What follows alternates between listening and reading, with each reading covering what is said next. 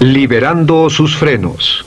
Hace muchos años, cuando comencé a estudiar las emociones negativas, el punto más crítico que descubrí fue que no se puede hacer ningún progreso hacia la salud, la felicidad, el amor y el cumplimiento del potencial mientras se insista en mantener intactas las emociones negativas.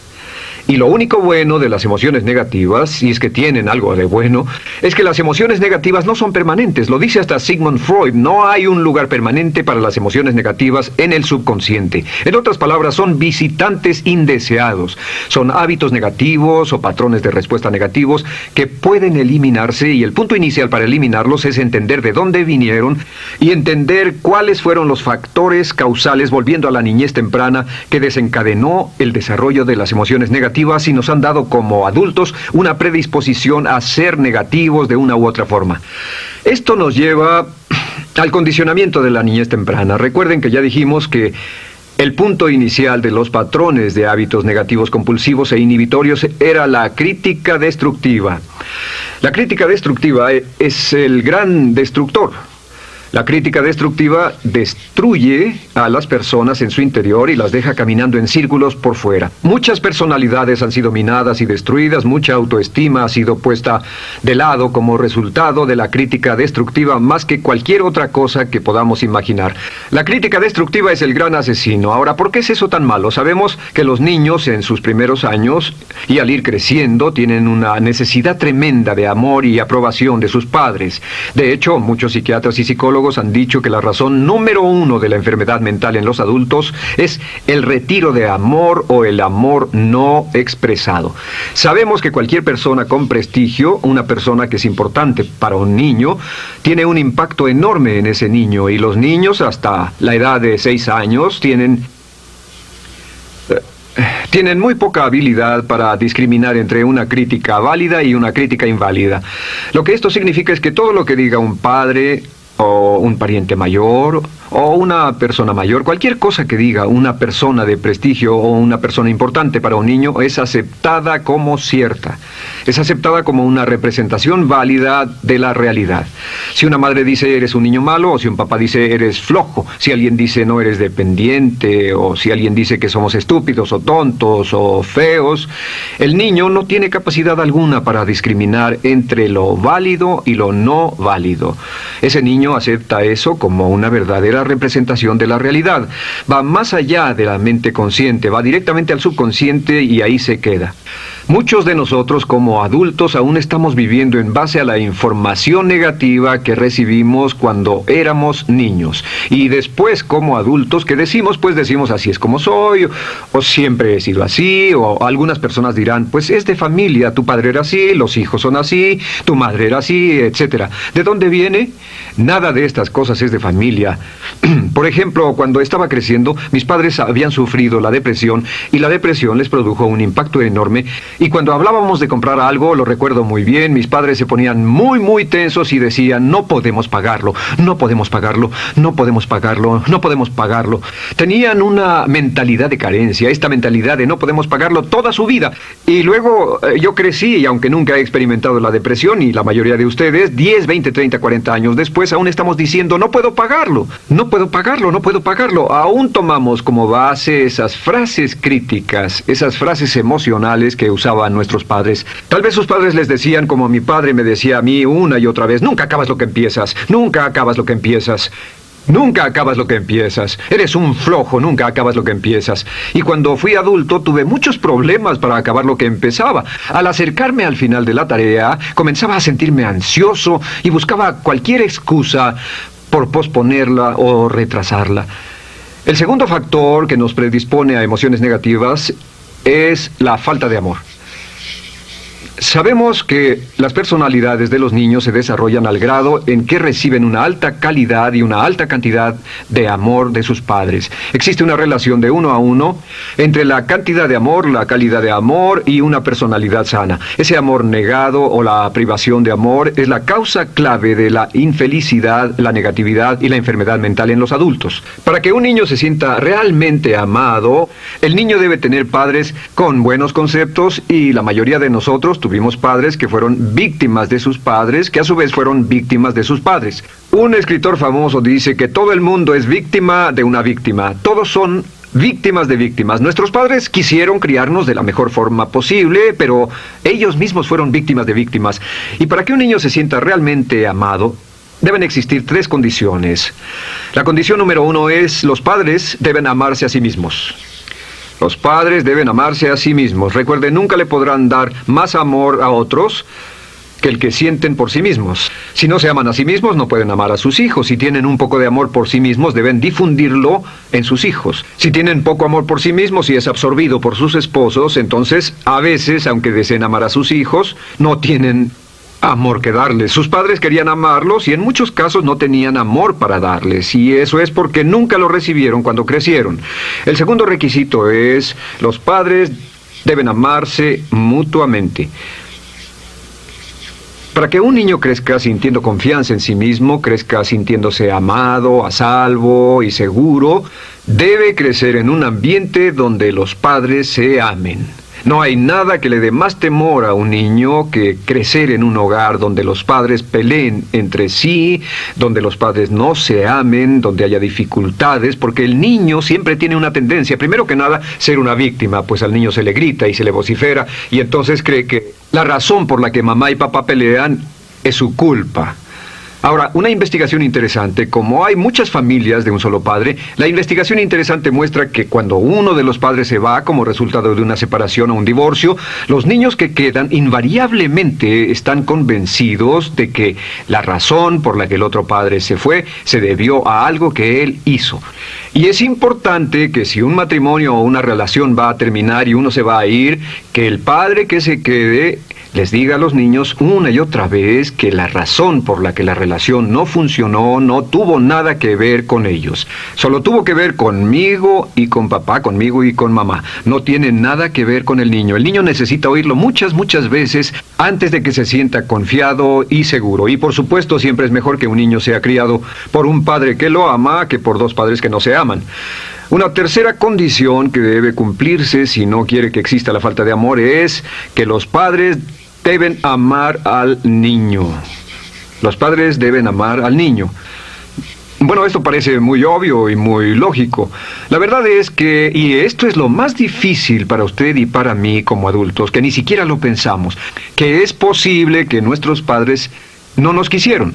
No porque no lo intentaran, querían amarnos y tenían la intención de hacerlo, desde luego, etcétera, etcétera, pero simplemente como tenían conflictos mutuos y problemas sin resolver con sus padres, y sufrieron la guerra y la depresión, tenían que hacer carrera y otras responsabilidades, nunca lo lograron totalmente. ¿Entienden? Esa fue la dificultad. Lo deseaban, pero nunca lo lograron. La única forma en que puede amarse a un niño es pasando una gran cantidad y calidad de tiempo con el niño. Tiempo en gran cantidad y calidad con el niño. 10 minutos al día no bastan. Los niños se consideran valiosos según el grado en que las personas más importantes en su vida pasen tiempo con ellos. Si las personas más importantes en su vida, sus padres, solo pasan poco tiempo con ellos, los niños concluyen que la razón para ello es que tienen muchos defectos, que hay algo esencialmente malo en ellos y que por eso sus padres no pasan más tiempo con ellos. Los niños no piensan con la razón, lo hacen en forma emocional. Solo piensan: mi padre está aquí, me ama, y si no pasa tiempo conmigo, él o ella no me aman. Y si cualquiera de esas 3 condiciones existió o más cuando estaba creciendo, los padres no se amaban a sí mismos, o no se amaban mutuamente, o tal vez no lo amaban porque nunca lo lograron, aunque querían, entonces usted debe haber crecido en conjunción con la crítica destructiva que se llama culpa. ¿Y qué es la culpa? Pues simplemente la culpa es un sentimiento de no valer mucho. ¿De dónde sacamos este sentimiento? Lo obtenemos cuando continuamente gente importante nos critica en nuestra vida y simultáneamente no nos dan el amor que necesitamos. Sentimos que no valemos mucho o que no valemos nada. Y un sentimiento de culpa nos lleva a un sentimiento de falta de mérito, falta de valor y culpa. Y esa culpa, ese sentimiento de falta de mérito, es el mayor problema del siglo XX, la principal fuente de enfermedad mental. Es la fuente principal de los problemas en las relaciones, la fuente principal de enfermedad psicosomática, la fuente principal de la mayoría de los problemas que afectan a nuestra sociedad. Es el profundo sentimiento de culpa y falta de mérito que se expresa o se esconde en los pensamientos o en la actitud: no valgo suficiente, no valgo suficiente, no valgo suficiente. Ya hablamos de la autoestima y de lo importante que es. La autoestima significa me quiero mucho, me quiero mucho, me quiero mucho, me quiero mucho. Las personas que han sido criadas con críticas destructivas durante su vida no solo no se agradan a sí mismas, no sienten que sean lo bastante buenas para nadie, y en muchos casos están llenos de odio por sí mismos. Se odian a sí mismos, se autocondenan o se detestan, y verán que esto sale en sus conversaciones y sale en sus relaciones con otras personas. Las personas que no se quieren a sí mismas, aunque quieran tener buenas relaciones, simplemente no son capaces de ello. Las personas que piensan que no son buenas para nada siempre lo hacen aflorar, siempre será un problema. Ahora, ¿cuál es la razón principal de la culpa? ¿De dónde viene la culpa? La culpa viene de 3 fuentes negativas: padres negativos, influencias negativas o religión negativa. Una de las 3. Cualquiera de estas 3 usa la culpa. De la culpa se valen y aprovechan, en especial los padres y las organizaciones religiosas, por 2 razones. Una es el castigo. La culpa se usa para castigarnos. Cuando estamos creciendo, el castigar es la forma más fácil de hacer que uno se sienta mal. Nuestros padres nos hacen sentir mal castigándonos físicamente, o sermoneándonos, o regañándonos. Y el castigo es una forma muy eficaz de irnos conformando, o de conseguir que hagamos lo que los demás quieren. La segunda razón por la que se usa la culpa cuando se practica en forma consciente, y algunas organizaciones la practican así, es para tener más control emocional en especial, porque se puede controlar a una persona emocionalmente con culpa y manipular su comportamiento.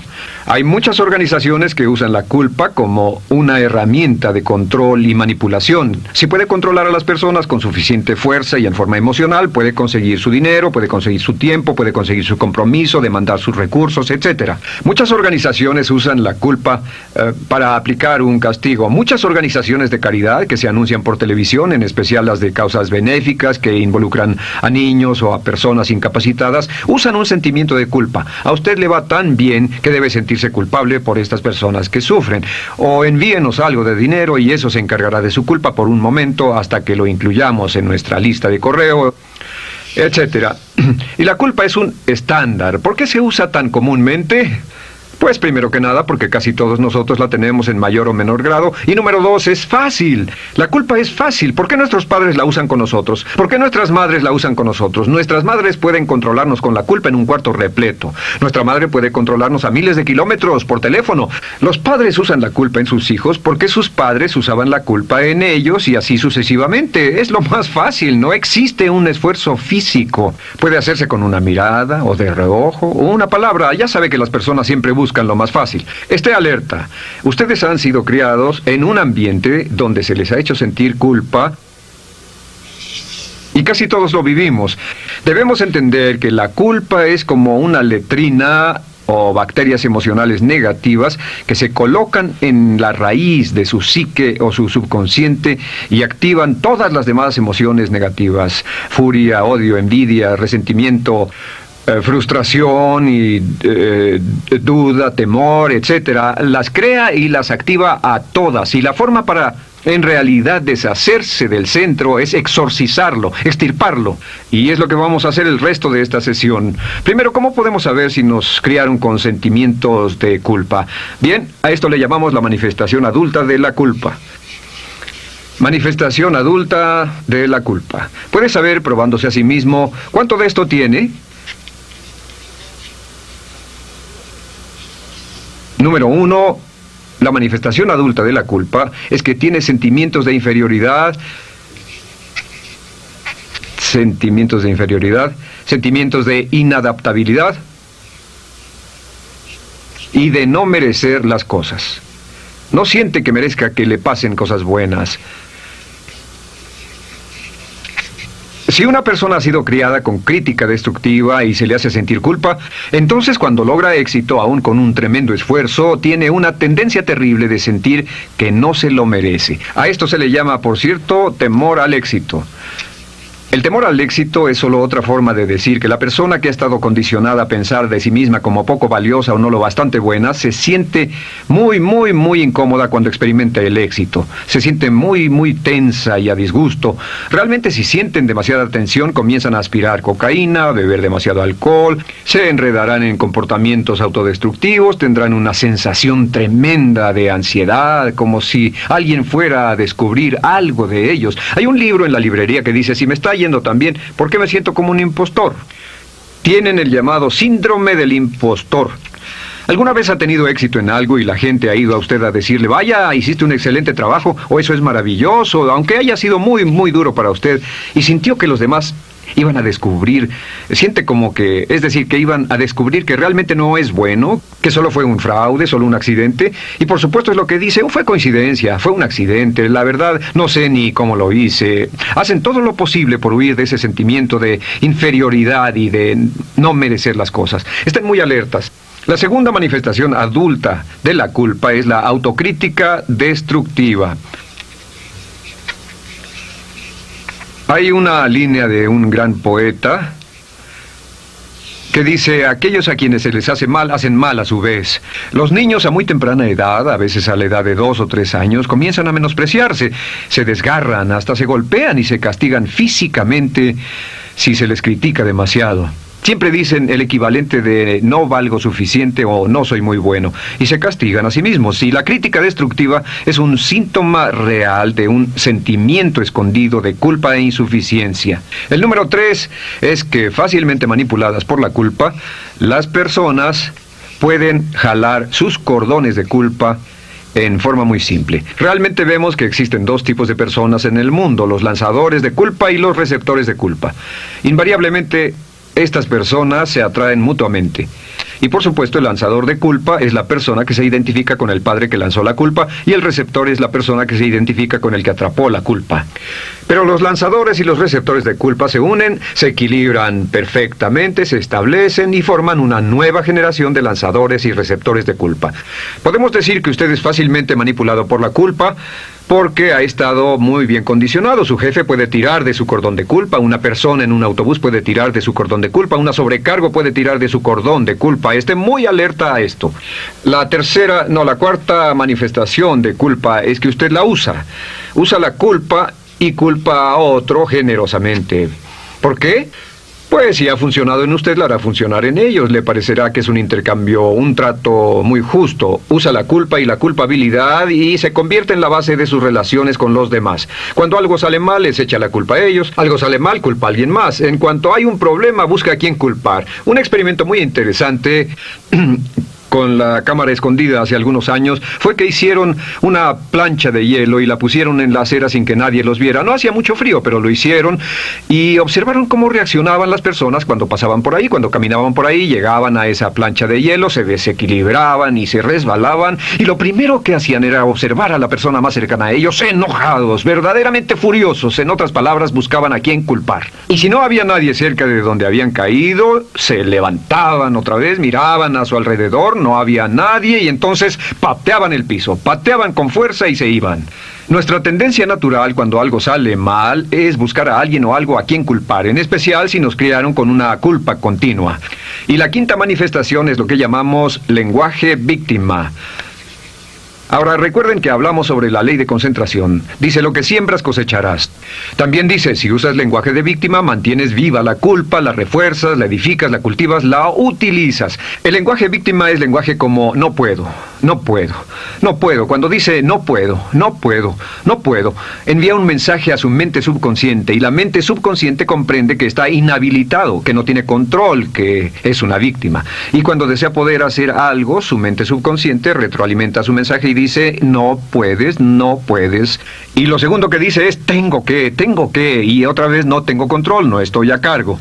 Pero existe otra expresión del lenguaje víctima que debemos evitar, y es esta, trataré. Trataré, sea lo que sea, trataré. ¿Qué significan las palabras trataré? Pues déjenme decirles qué significan. Significan voy a fracasar y lo digo anticipadamente para que no me vengan con represalias. En otras palabras, dice trataré de llegar a tiempo, pero lo que está diciendo es tal vez llegue tarde y no pueden reclamarme porque dije que trataría. Cuando una persona dice trataré, está disculpando su fracaso por anticipado. Si fuera al doctor y el doctor lo examinara, lo auscultara y le dijera, pues está en pésimas condiciones, tendremos que intervenir, debemos llevarlo al hospital ahora mismo, me sorprende que haya llegado aquí. Usted dirá, bueno doctor, espero que haga un buen trabajo. Y él dice, trataré. Si él dice eso, usted seguramente buscará otro médico. O si va a un abogado. Lo culpan de algo y va a un abogado y le presenta su caso y dice, oiga, va a defenderme, y él dice, trataré. ¿Qué está diciendo? Está diciendo, escuche, he estudiado el caso y por lo que veo no hay mucha esperanza, pero lo tomaré de todos modos. Trataré son los que tratan de conseguir que les pague por anticipado. Otro juego de palabras que no debe usar. Por cierto, con respecto a trataré, lo que debe decir es lo haré o no lo haré. No trataré. Si alguna vez en nuestro negocio, tenemos un negocio muy activo, si llamamos a alguien y le pedimos alguna cosa o algún trabajo y dice trataré de conseguirlo para el viernes o trataré de terminarlo a tiempo, al instante sabemos que lo que quiere decir es que quiere sentirse libre, no comprometerse. Así que nunca dejamos que nadie se vaya con un trataré. Debe ser hecho o no y queremos obtener una seguridad. Si hace falta, nosotros lo hacemos. Cuando dicen trataré, lo que están haciendo es que se están lavando las manos. Esté alerta. La otra palabra es desearía. Dicen que un deseo es una esperanza o una meta sin energía detrás. Desearía. ¿Qué significa un deseo? Desearía significa que me gustaría tener algo, pero sé que nunca lo podré tener. Cuando dice desearía bajar de peso, ¿qué significa? Las palabras no dichas son, pero sé que no puedo. ¿Por qué no? Por las excusas que tiene y el metabolismo que tiene y los problemas, etcétera. Siempre hay razones por qué debe salir, etcétera. Desearía dejar de fumar. Desearía estar en forma. Desearía.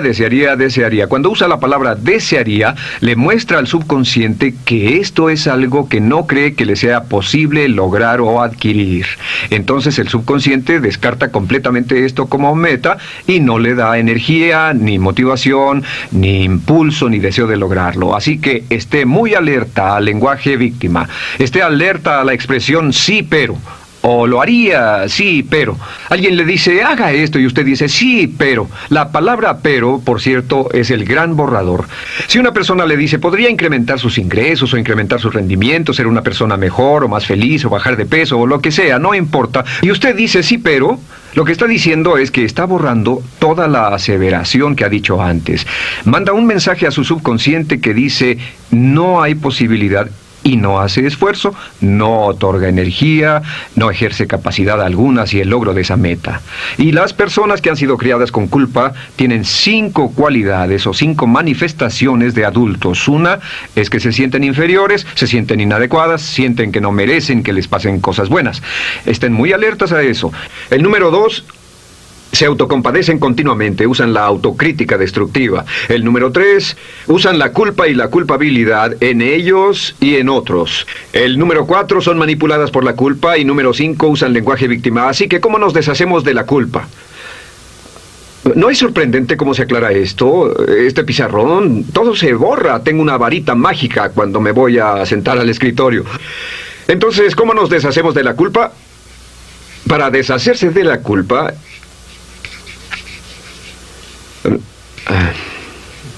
este es el proceso.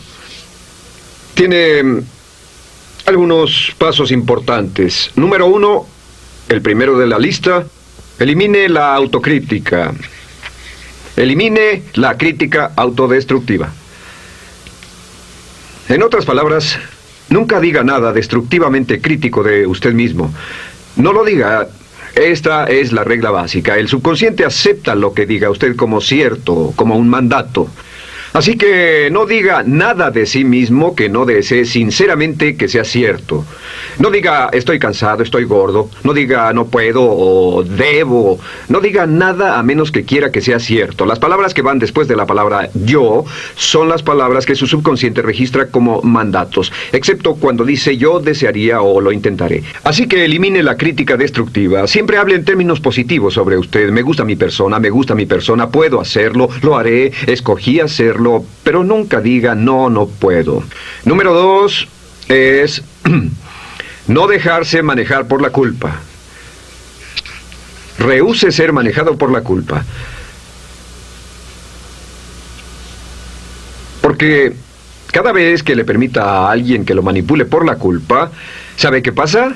Refuerza y hace más poderoso el efecto de la influencia de la culpa en su vida. Cuando yo crecí, debo decir que yo crecí en una familia que estaba muy influenciada por la religión negativa. Realmente mi madre, Dios la bendiga, tenía un cinturón negro en el pecado e hizo un trabajo verdaderamente soberbio en ello.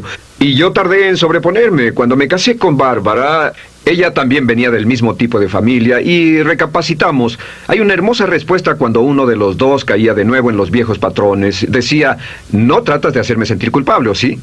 No tratas de hacerme sentir culpable, ¿o sí? Solo diga, no tratas de hacerme sentir culpable, ¿o sí? Y no deje que las personas lo manipulen usando la culpa. El número 3, no use la culpa o la culpabilidad y anuncie que no va a usarla. No la use en otras personas y permita que sus hijos o su cónyuge digan lo mismo. No tratas de hacerme sentir culpable, ¿o sí? Repítalo una y otra vez. Y si la otra persona le dice, eso es lo que trato, contéstele, no va a funcionar. Y no funcionará. Es que la culpa solo funciona mientras usted no sepa que está siendo usada en usted. El número 4 es lo que llamamos la ley del perdón. Es la más importante de todas.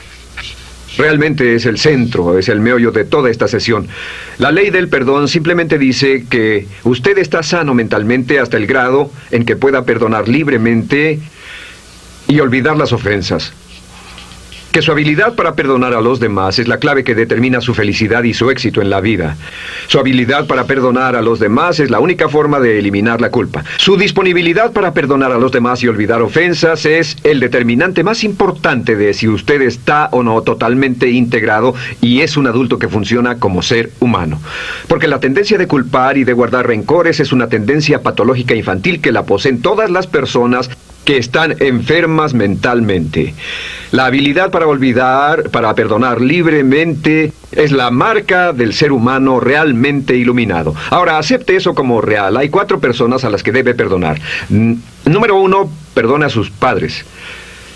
Perdone a sus padres por todo lo que le hayan hecho para herirlo. La mayoría de nuestras investigaciones muestran que casi todos nuestros problemas como adultos se remontan a no estar dispuestos o no poder perdonar a nuestros padres por algo que hicieron que nos hirió. Perdónelos un 100%, escríbales, llámeles por teléfono, dígales, o cuando menos perdónelos en su corazón, pero perdone a sus padres. Número 2, perdone a los otros.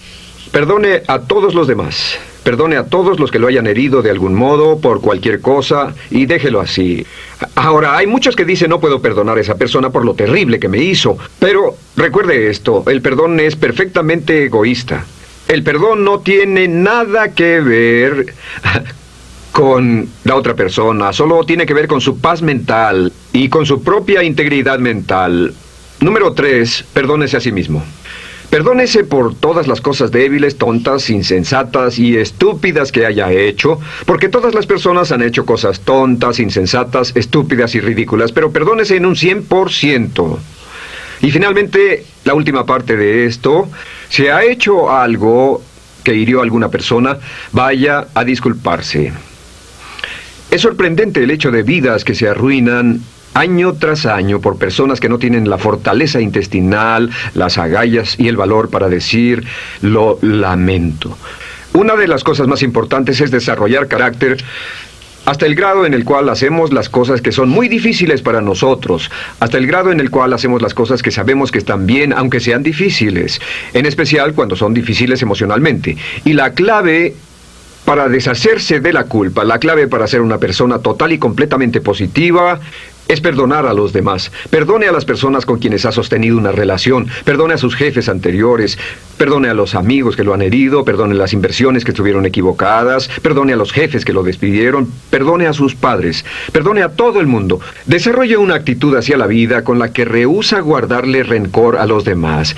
Solo repita una y otra vez: los perdono a él o a ella por todo. Los perdono por todo. Los perdono por todo. Y eso es todo. La clave para librarse de las emociones negativas es rehusarse totalmente a continuar con cualquier situación negativa. No olvide que es un acto muy egoísta y será tan egoísta como usted quiera. El acto del perdón lo libera y libera a la otra persona y le garantiza que se moverá rápidamente hacia el cumplimiento de su potencial. Para tener éxito, una mujer debe ser mejor en su trabajo que un hombre. Golda. No te olvides de suscribirte, tocar la campana, dar like, comentar y compartir. Gracias por ver nuestros videos.